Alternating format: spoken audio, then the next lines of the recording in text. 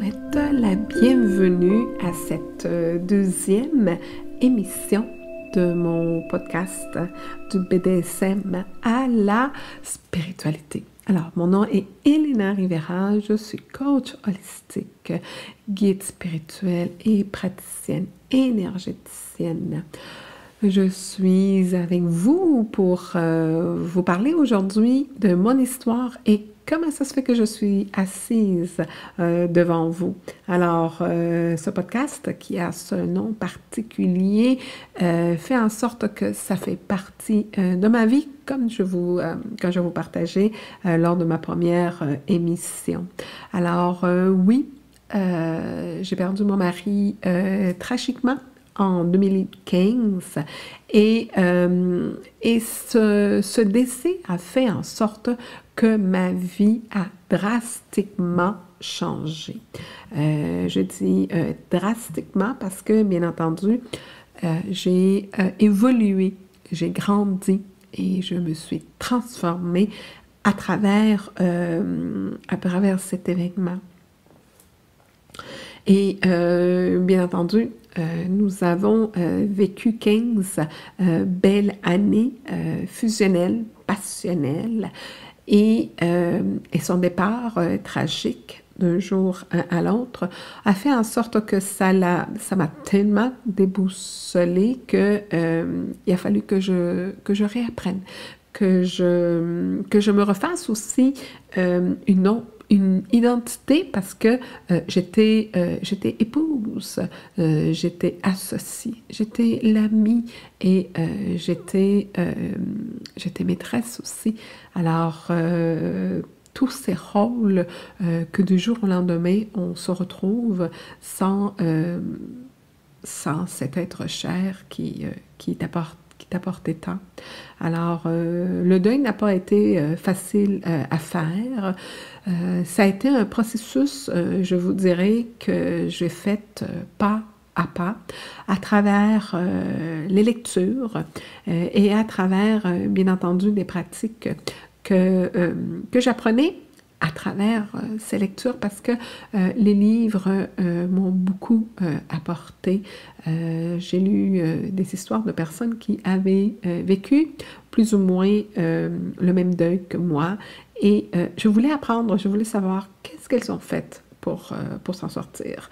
Et puis, 2 ans après, quand je voyais que ça n'allait pas mieux, je suis retombée dans la lecture pour aller chercher des auteurs qui pourraient m'aider parce que j'arrivais pas toute seule, malgré les lectures. Et bien entendu, oui, j'avais de l'aide professionnelle d'une psychologue qui avait aussi perdu son père tragiquement et c'est elle qui m'a encouragée au début à poser des questions à mon mari et puis au début je trouvais ça un peu, comment on peut dire, étrange, parce qu'elle me disait, si vos maris étaient là, quelles questions vous lui poserez? Ou si vous pouviez poser une question à votre mari, ça serait quoi la question? Alors, j'ai embarqué dans son jeu de poser des questions à mon mari, et puis, surprenant, j'ai reçu des réponses.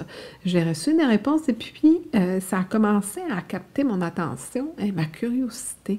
Et j'ai commencé à m'intéresser à la communication au-delà et à en apprendre plus sur la mort, qu'est-ce qui se passe après la mort, parce que j'ai toujours aimé la lecture, mais j'avais pas eu la chance de lire là-dessus. Alors, j'ai lu par rapport à la communication dans l'au-delà et j'ai eu envie d'approfondir et de prendre des cours. Alors, ce sont ces cours-là que j'ai fait avec Marilyn Coulombe qui qui ont fait en sorte que j'ai pu développer mes capacités psychiques.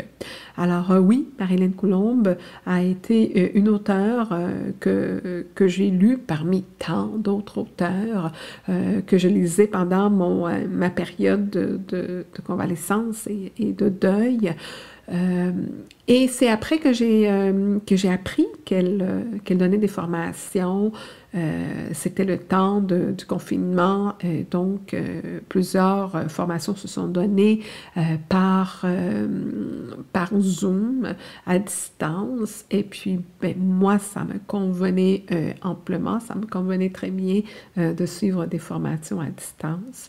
Et c'est comme ça que tranquillement, après avoir, je dirais, fait un travail personnel, est-ce qu'on arrive à comprendre la décision que quelqu'un décide de s'enlever la vie? Peut-être pas, mais de comprendre, d'accepter et que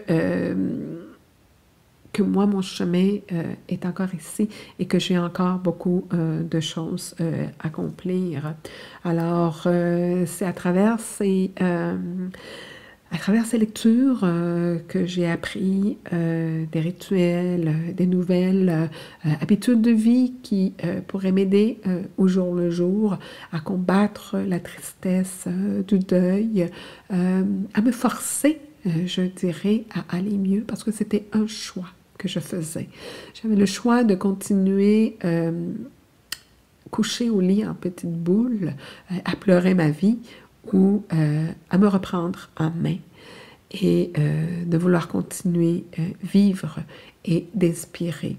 Et à travers cette volonté, je me suis reconnectée à ma puissance. Et cette puissance-là, ce sont mes dons et mes capacités psychiques aujourd'hui qui font en sorte que je fais du bien à des gens, que j'apporte une certaine sérénité et aussi une certaine motivation pour qu'elles aussi puissent à leur tour se prendre en main et pouvoir trouver la sérénité et l'épanouissement que moi, je suis en train de trouver à travers la communauté qui me remplit énormément et aussi à travers la mission qu'aujourd'hui je comprends plus parce que bien entendu, après avoir fermé la compagnie que j'avais fondée avec mon mari en 2004, de vouloir